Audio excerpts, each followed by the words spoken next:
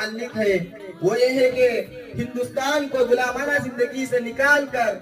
آزادی کی زندگی عطا کرنے میں ہندوستان کے مسلمانوں کا کیا رول رہا اور انہوں نے ہندوستان پر اس سلسلے میں کیا کارنامے انجام دیے،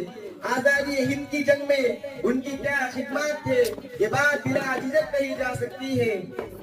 کہ ہندوستان کی آزادی کی تحریک میں ہندوستانی مسلمانوں نے بڑا سرگرم حصہ لیا، بہت قربانیاں دی، جان و مال ہر طرف سے بچ دیے اور ملک کو آزاد کرانے کے لیے تن من دھن لگا دیا،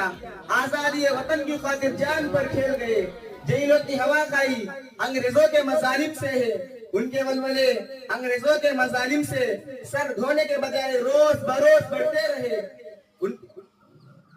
انگریزوں کا جور، جیلوں میں بند کی زندگی، پھانسی کے پھندے، جلا وطنی کی زندگی، ان کے جذبہ آزاد